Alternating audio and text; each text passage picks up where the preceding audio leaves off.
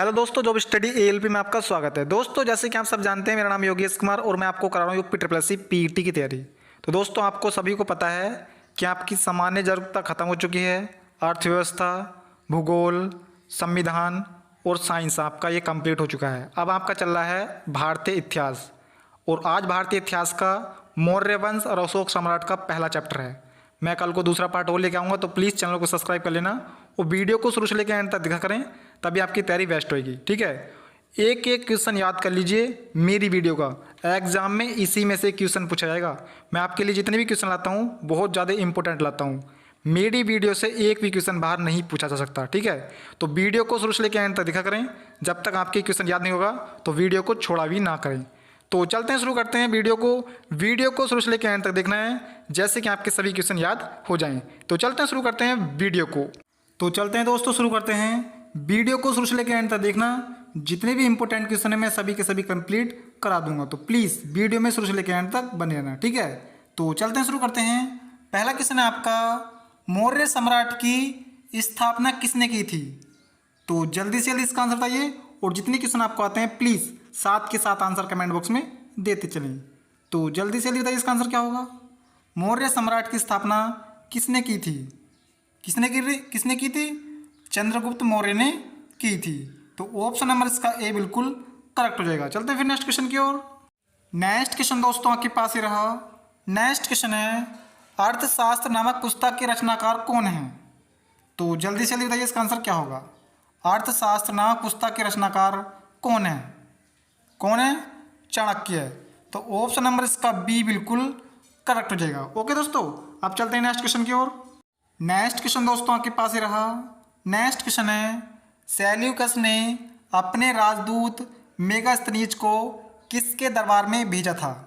तो जल्दी से बताइए इसका आंसर क्या होगा। दोस्तों, यदि आपको वीडियो पसंद आ रहा हो तो प्लीज़ वीडियो को लाइक और चैनल को सब्सक्राइब जरूर कर देना, जैसे कि आप हमारे साथ यूपी ट्रिपल एससी पीईटी की तैयारी बेस्ट कर सकें। जितने भी आपके यूपी ट्रिपल एससी पीईटी में टॉपिक दे रखे हैं, मैं सभी टॉपिकों के आपको एमसीक्यू कराते आ रहा हूँ। यदि आपको एमसीक्यू के तरीके से पढ़ना है तो प्लीज़ चैनल को सब्सक्राइब जरूर कर देना। तो जल्दी से बताइए इसका आंसर क्या होगा।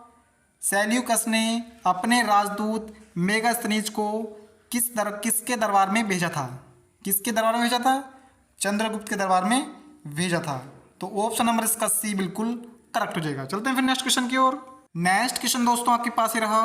नेक्स्ट क्वेश्चन है, मेगास्थनीज ने किस पुस्तक की रचना की थी? तो जल्दी से बताइए इसका आंसर क्या होगा।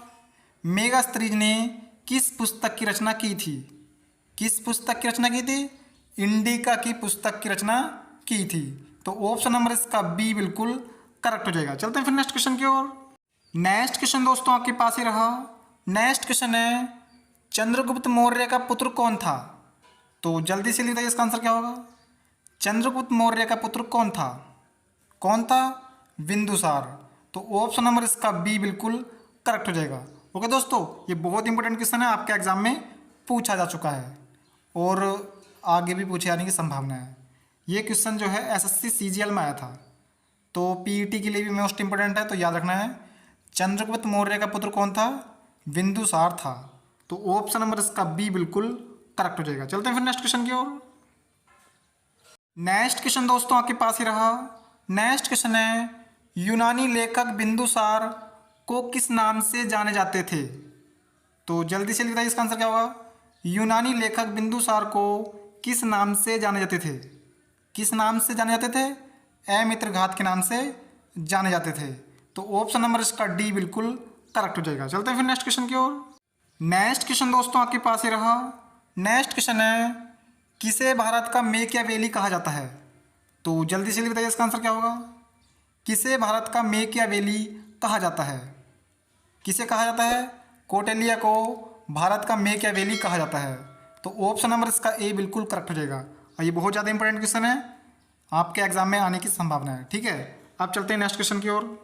नेक्स्ट क्वेश्चन दोस्तों आपके पास ही रहा। नेक्स्ट क्वेश्चन है, चाणक्य के पिता का क्या नाम था? तो जल्दी से बताइए इसका आंसर क्या होगा।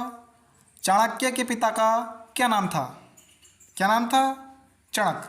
तो ऑप्शन नंबर इसका सी बिल्कुल करेक्ट हो जाएगा। ओके दोस्तों आपको वीडियो कैसा लग रहा है प्लीज़ एक बार कमेंट में जरूर बताना। अब चलते हैं नेक्स्ट क्वेश्चन की ओर। नेक्स्ट क्वेश्चन दोस्तों आपके पास ही रहा। नेक्स्ट क्वेश्चन है, मौर्य सम्राट का महत्तम शासक कौन था? तो जल्दी से बताइए इसका आंसर क्या होगा। मौर्य सम्राट का महत्तम शासक कौन था? कौन था? अशोक।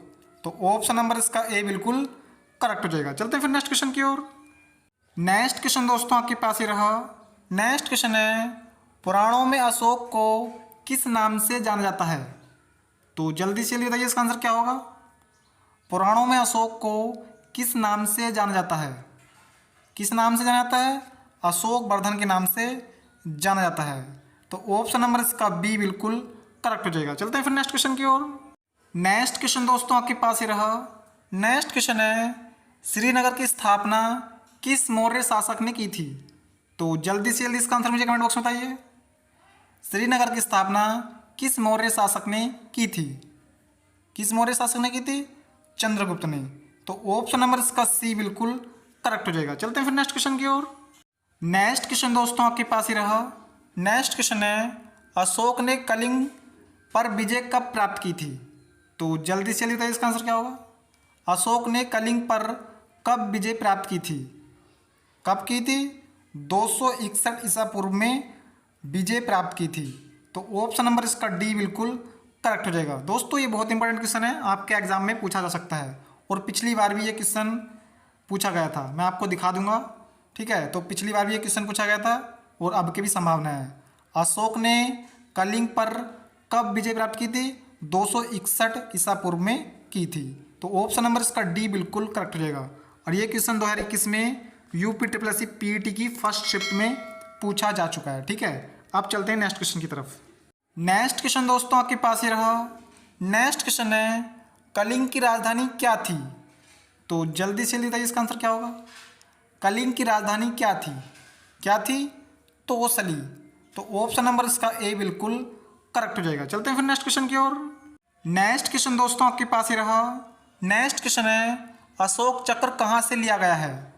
तो जल्दी से बताइए इसका आंसर क्या होगा। अशोक चक्र कहाँ से लिया गया है? कहाँ से लिया गया है? सारनाथ से लिया गया है।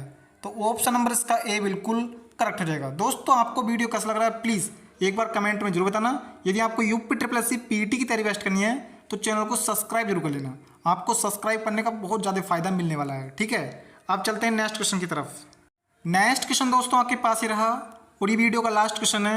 मैं कल को पार्ट 2 और लेके आ जाऊँगा इस चैप्टर का। तो प्लीज़ आज के लिए इतना ही। आपको ये वीडियो कैसा लगा प्लीज़ कमेंट में बताना। यदि आपको UPSSC PET की तैयारी बेस्ट करनी है तो चैनल को सब्सक्राइब भी जरूर कर लेना, ठीक है। और ये आपको वीडियो कैसा लगा है आपको कमेंट में जरूर बताना है, ठीक है। तो क्वेश्चन है आपका, अशोक चक्र में कितनी तिल्लियाँ होती हैं? तो जल्दी से जल्दी इसका आंसर मुझे कमेंट बॉक्स में बताइए और कमेंट में यही बताइए कि आपको वीडियो कैसा लगा। अशोक चक्र में कितनी तिल्लियाँ होती हैं? 24 तिल्लियाँ होती हैं। तो ऑप्शन नंबर इसका ए बिल्कुल करेक्ट हो जाएगा। ओके दोस्तों, तो दोस्तों आज के लिए इतना ही। आपको ये वीडियो कैसा लगा प्लीज़ कमेंट में जरूर बताना। यदि आपको UPSSC PET की तैयारी बेस्ट करनी है तो चैनल को सब्सक्राइब जरूर कर लेना। जितने भी आपको UPSSC PET में टॉपिक दे रखे हैं मैं सभी टॉपिकों के आपको MCQ कराते आ रहा हूँ। यदि आपको MCQ तरीके से पढ़ना है तो प्लीज़ चैनल को सब्सक्राइब जरूर कर लेना। आपको पता है कि आपका UPSSC PET का पेपर MCQ की तरीके से होगा। यदि आप मेरे साथ MCQ की तरीके से पढ़ेंगे तो आपको बहुत ज़्यादा फायदा होने वाला है। आपका पेपर भी MCQ की तरीके से आएगा और आप तैयारी भी MCQ की तरीके से करेंगे, ठीक है। यदि आपको MCQ की तरीके से पढ़ना है तो प्लीज़ चैनल को सब्सक्राइब जरूर कर देना। तो चलते हैं फिर मिलते हैं अगली वीडियो में। जय हिंद।